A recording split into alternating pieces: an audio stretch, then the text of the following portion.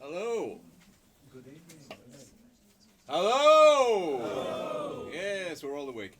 Thank you very much for joining us this evening with the Taylor Guitars Roadshow. My name is Paul. I'm one of the sales guys at Taylor Europe. The gentleman beside me is Ron, and Ron is also one of the sales guys at Taylor Europe and comes out and helps us out whenever we do roadshows, plays a little bit of guitar for us. Now, hands up, have any of you been to one of these events before? One. That means we can use most of the old jokes. Yes. If not all of them. So we're good.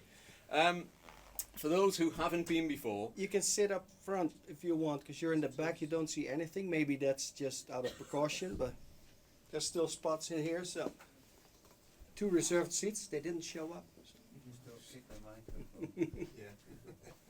Yeah. You can. okay. So for those who haven't been to one of these events before, let me just take you through how it's all going to work this evening. We're going to split the evening down into 2 halves, and in the first section of the show, we are going to talk about the different shapes of guitars that we make and the different wood types that we use, and we're going to demonstrate how these are different, how the different body shapes have different purposes, things that they're good at, things that they're not so good at, and then introduce the different wood types that we use as well, so you can hear the different sounds of the wood. Then we'll take a break. All of the guitars that we have here are here to be played, so if you'd like to play them, please do. The guys here have put on some food as well, so if you'd like to grab something to eat, that'd be great. And we'll come back and we'll come. Sorry. I'll take your coffee up here. And when we come back in the second half, we'll talk about things that are specific to Taylor. So we're talking about the neck joint, the pickup systems that we use, that we actually design and manufacture in-house.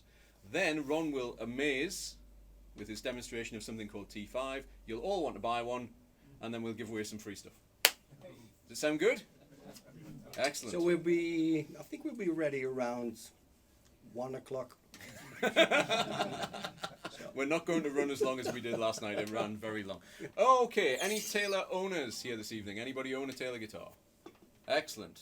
Anybody who owns a Taylor guitar, do you by any chance own a Grand Auditorium? That would be one that ends in a 4 at the end, so a 414, a 514, GA. No? Nobody? Nobody's going to help me segue nicely into the body shapes? Well, anyway. You have to use your own body. I shall. I'm just standing up. Here we go. This is a Grand Auditorium. Now, this is known by some people as the Taylor guitar shape. It is the most popular shape that we manufacture still to this day. And the reason for that, we think, is because it's a very versatile body shape. So you can hit it hard with a pick, you can play softly, you can play finger style. Whatever you want to do, this body shape will cover you very, very well. Now, just before we get going and Ron starts to play, we should point out that all of the guitars that we're using in this part of the show are from the same series. So they all have Indian rosewood back and sides. They all have a Sitka spruce top. You'll notice even the binding and the inlays are the same. The only thing that we're changing here is the body shape as we go through. You'll notice, if you're eagle-eyed, that on the smaller body 800 series guitars, the bracing inside is slightly different. And if you want us to talk about that a little bit later on, we can do. You'll see the bracing is not parallel there with the back of the guitar. No. So, we're going to use this one as our reference point. So this is the 814. This is the Grand Auditorium, or 814 if you prefer. Ron's going to play it a little bit, and then we'll show you some of the other shapes.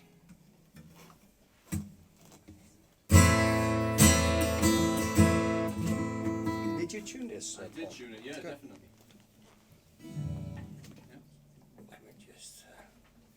Let me just use the snark a bit.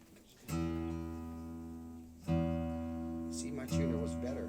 I'm sure your tuner was better. Then, You should. then your Do you want to use my tuner? No. For no. goodness sake. You used it See, on this guitar, so it's... It's only the second night, and already we're like this. It's going to be a long week. Are you good, Ron? I think so. Yeah.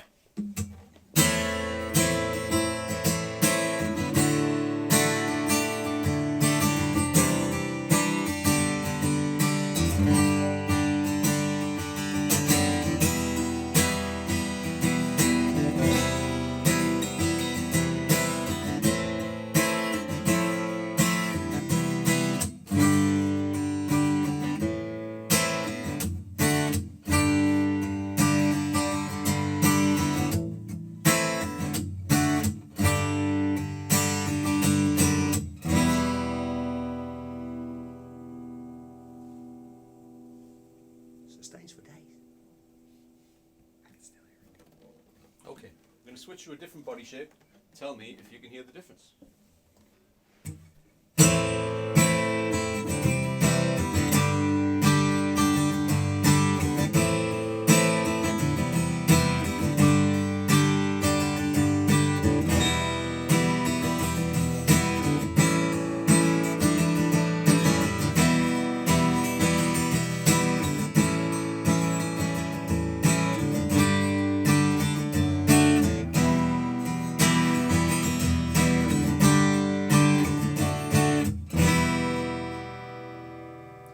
Okay, there was an awful lot of nodding there. What are you hearing that's different with that guitar? More depth. More depth, more bottom end? A little bit more projection, a little bit more volume maybe as well? Okay, right. This is the Grand Symphony. So, Grand Symphony, Grand Auditorium. Anybody like to shout out the difference, if they can see it? Wider? Interesting. Anybody else? Body depth is exactly the same, slightly different shape. Yes. Let me make sure I give Ron back the same one. We have to check because they are subtly different. Yep. Okay. This guitar, the GS, the Grand Symphony, was developed because Bob started to get requests specifically from the guys who play in Nashville. They loved the sound of the Grand Auditorium. They loved the versatility of it. When they really hit it hard with a pick, they just felt it needed a little bit more depth, a little bit more bottom end, a bit more projection to the sound. So that's what this guitar is designed to do. The waist is slightly higher up and is slightly more pinched, so the bottom end of the guitar flares out a little bit more. If you take the binding off this and lay it flat, and take the binding off one of those and lay it flat, and the binding, by the way, is the strip that goes around the outside of the guitar, there's about 1 inch to 1.5 inches more binding on this than there is on the Grand Auditorium. So this is really for a player who wants to hit the guitar a little bit harder, specifically one that tends to play with a pick. That's what this is designed for. Now, Ron, a little bit more Grand Auditorium, and we'll do something different.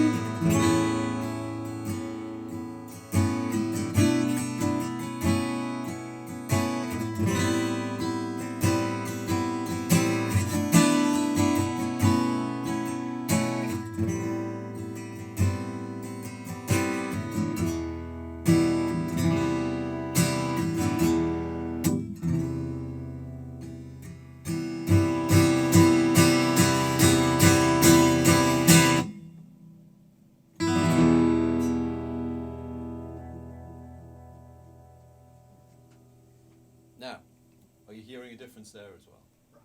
Brighter. A little bit more defined maybe? This is the Grand Concert. So Grand Auditorium, Taylor shape, Grand Concert. Spot the difference. A little bit narrower, a little bit smaller. So physically, the top of the guitar is quite a bit smaller than the Grand Auditorium. A lot smaller than the Grand Symphony. Also, it's shallower. It's not quite as deep. And it runs a different scale length on this guitar as well. For those who don't know, the scale length is the distance from the nut to the saddle. And on this guitar, it's a little bit shorter than it is on the other guitars that you're hearing this evening. And that means that when the guitar's at concert pitch, using my tuner, because Ron lost his, there's less tension on the strings. So string bending is a little bit easier. This guitar is designed more for fingerstyle guitar players, people who play more softly, because the physical size of the guitar means that you don't have to hit it as hard to get the wood moving and get the sound out of the guitar. You just have to tickle it a little bit. So for people who play in that style, We also find a lot of guys who go out and play with a big band tend to prefer a smaller guitar because it takes up less sonic space, and the sound man will be able to put it where he wants to put it in the mix. If you go out with a really big guitar and the sound man thinks, actually, I want that to sound smaller, he'll just make it sound like a small guitar. He'll just squash it down. So that's the The thing is, when you use EQ and you take away a little bit of a frequency, you also lose a lot of other frequencies as well. 'Cause you take a big pile away of the overtones and stuff that you don't want to lose, but because you want to get rid of the big bottom end, that's what happens a lot of times. So it starts to sound shrill. Speaking of big. Speaking of big, so a little bit of that one, sir. It's the wrong way around, Ron. There we go. Luckily. Excellent.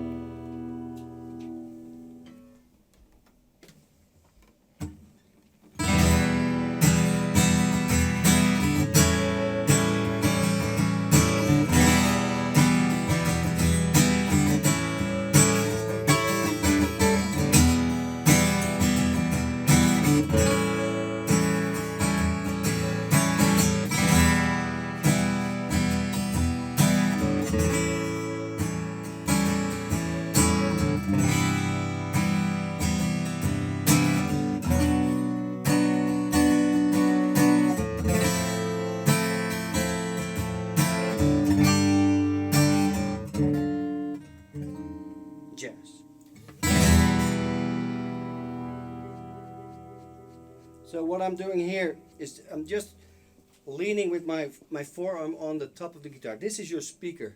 So if I play a D, you can actually hear. So I don't press on it, I just hold the top. So you stop your speaker from moving. And you can get a sort of wobbly.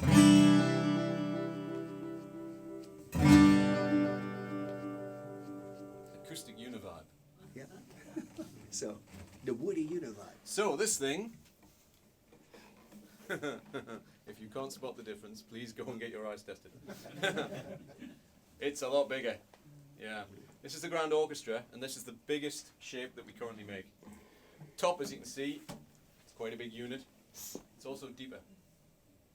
This thing is so big it actually has internal bracing around the sides of the guitar to hold everything in place. So it's a big guitar, so you want to hit it. That's really what it's designed for. However, because of the bracing that has been developed by our master luthier Andy Powers, you can actually play this very softly as well. So I'm going to ask Ron just to do a little bit of finger style on it in a moment. Traditionally, with a bigger body guitar, when you play it lightly, it doesn't sound very good because the top is not getting excited enough to get the sound out. You need to hit it to get the top moving, to get the sound out of there. The bracing inside of these guitars, this one in particular, means that the top moves in a different way from a traditional guitar top. It's more like a speaker, so it moves in a more uniform manner, so you don't have to hit it quite as hard to actually get the volume and the projection.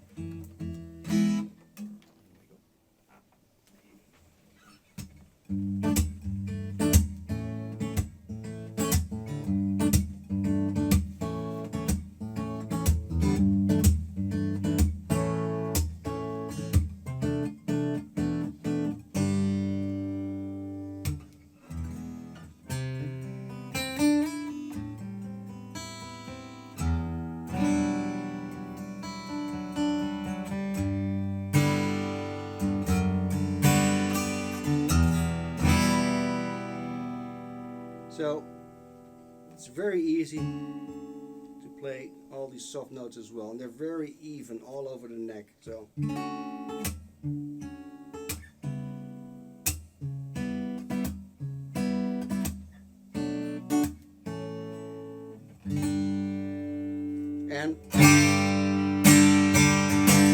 you can go Pete Townsend on it. So really cool. As you may have noticed, we're being filmed this evening.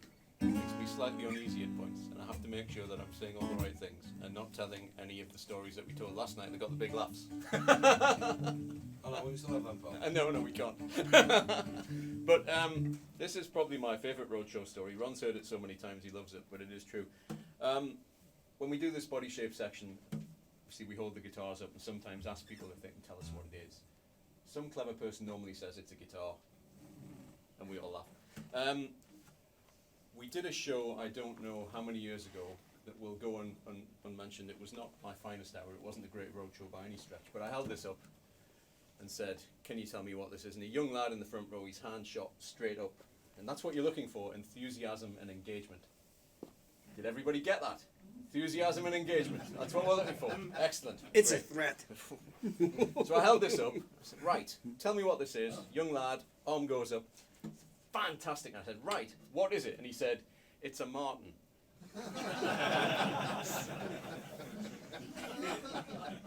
And you can see where he's coming from because it's a dreadnought. This is Martin's most famous guitar shape. I think it's having an anniversary this year. This is our version of a dread, so it sounds quite different. I'm going to let Ron play it, and you'll hear it straight away. There's nothing sounds quite exactly the same as one of these. It's the sound of Americana, traditional American music. So, do you want to give it a whack, Ron? Yep. There we go.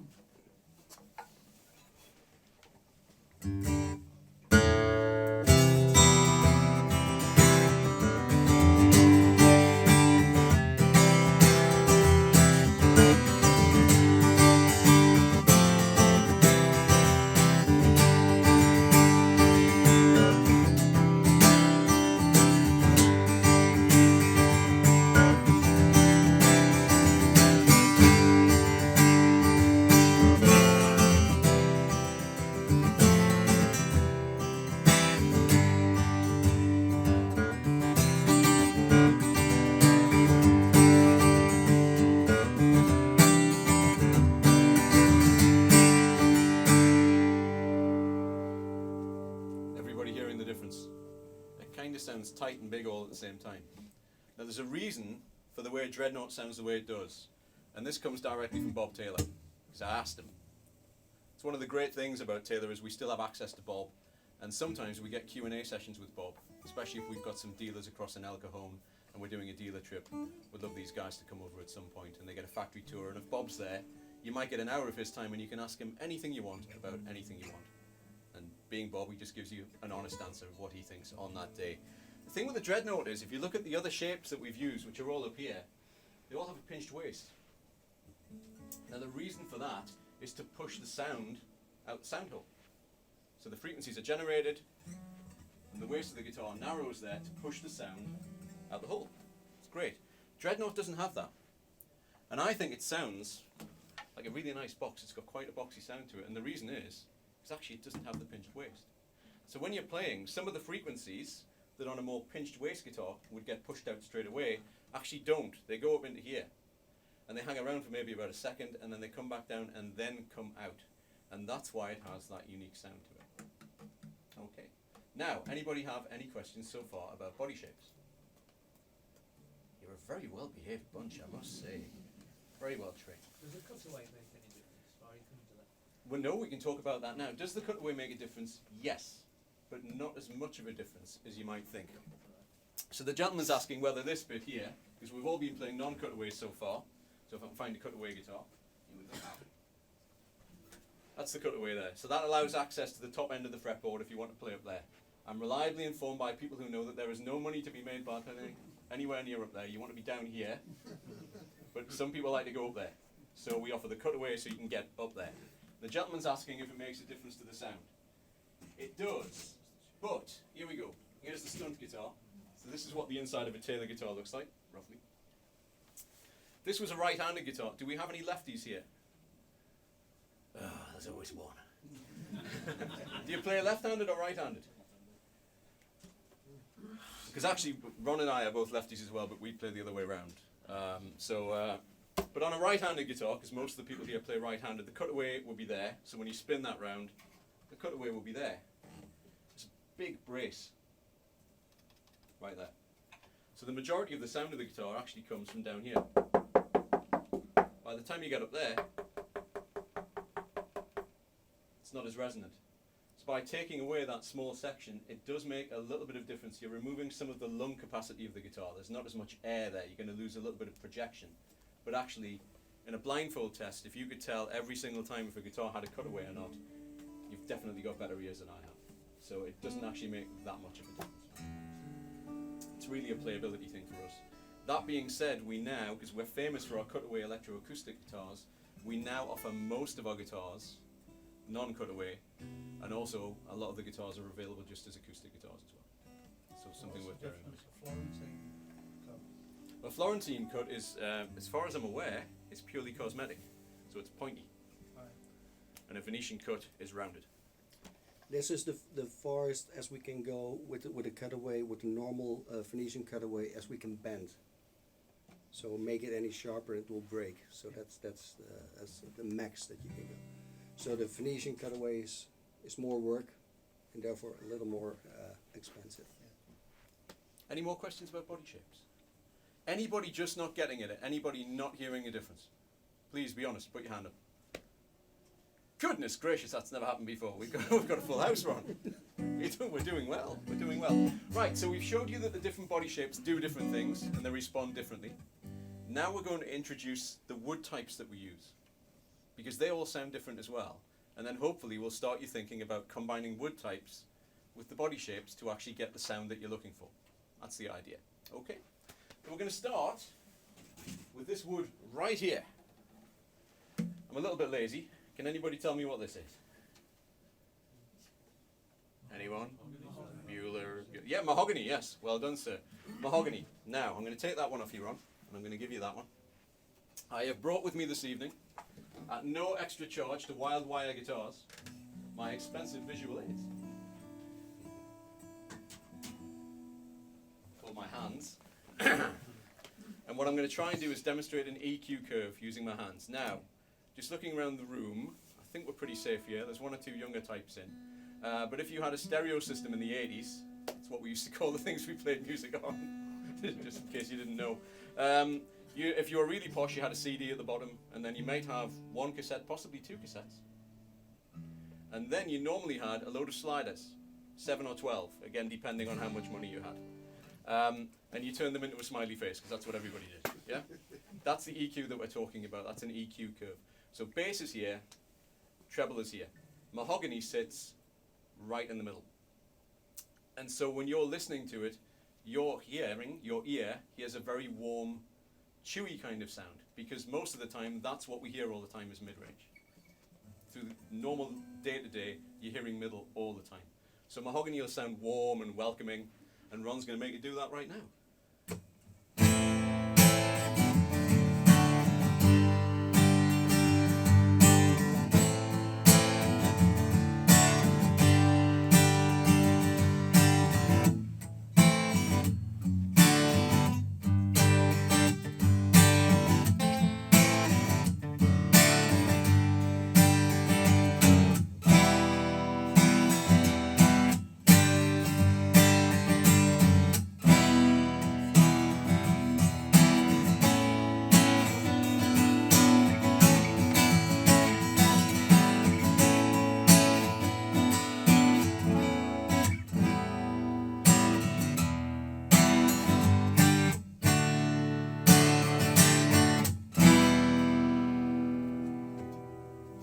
Now, we're going to switch to another guitar, see if you can hear the difference.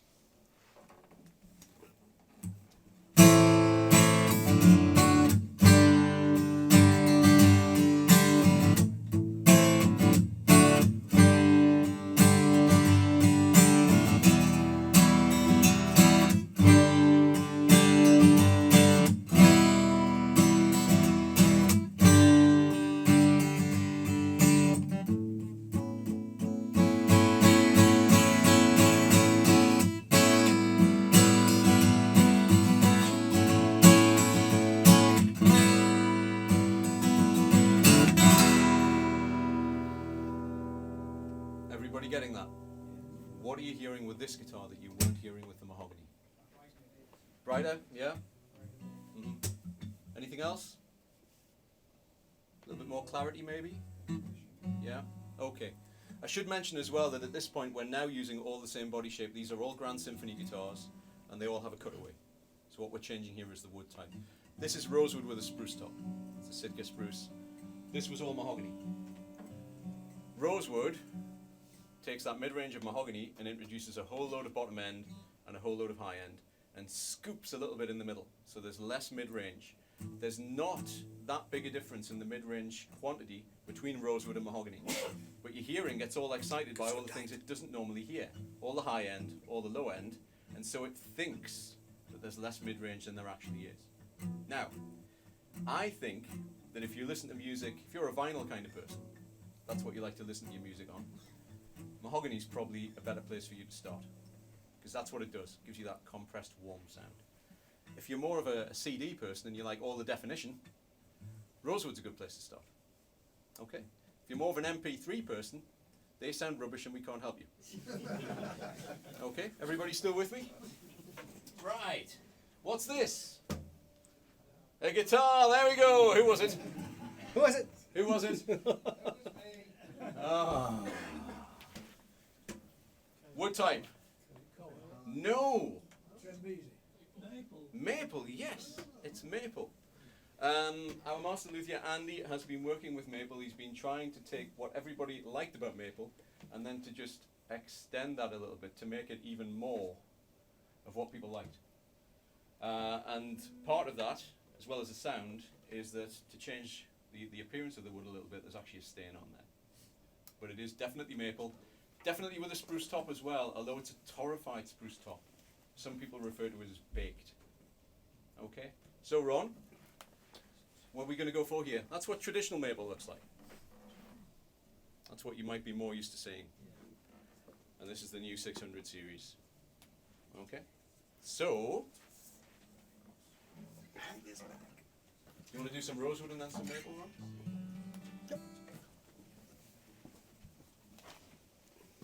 Do you use the same strings on all your acoustics? Yes and no. They're all the same. You might want to edit that bit out. We use the same manufacturer, so they're all Elixir phosphor bronze. On the smaller body guitars, so grand concerts, grand auditoriums, we use what you would class as a 12 gauge, a light gauge. Or we also now fit what we call HD lights, which are 12 on the bottom, 13s on the high end. On the bigger body guitars, so Grand Symphony, Grand Orchestra, Dreadnought, we fit regular medium 13s. So it's the same manufacturer, same product, but the gauge varies depending on the guitar. There's no right or wrong with this. If you would prefer to have lighter strings on a bigger body guitar, that's fine. It is going to change how the top of the guitar works a little bit. You're changing the actual tension on the top of the guitar. But we don't come around with like policemen's uniforms on and check to make sure you've got the right gauge or the right brand of strings on. It's up to you as to what you prefer. Okay, so bit of rosewood.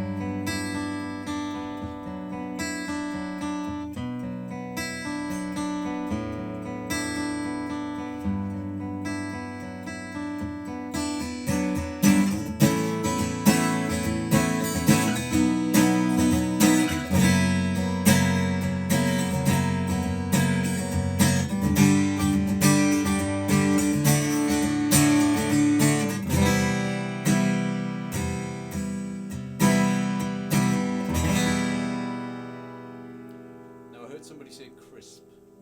It's a very good word. He's thinking about the food. Somebody else say sandwiches. Okay. Maple's all about the fundamental of the note. So you get the note, and then normally traditional maple, it tends to disappear. There's not much sustain. What Andy's done is developed bracing, and also the way that we treat the top of the guitar so that you get more sustain to the note. It sounds more like a great vintage maple guitar straight out of the box. That's the whole idea.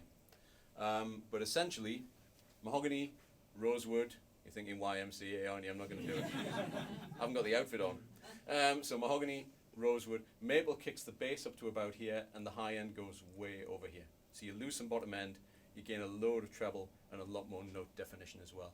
It's a great live guitar if you need to cut through a big band, because it naturally gives you that straight away. So if you go and see a big rock band playing, there's a very good chance that the guy up there, especially if he's a front man and he's leading the band, he's playing a maple back.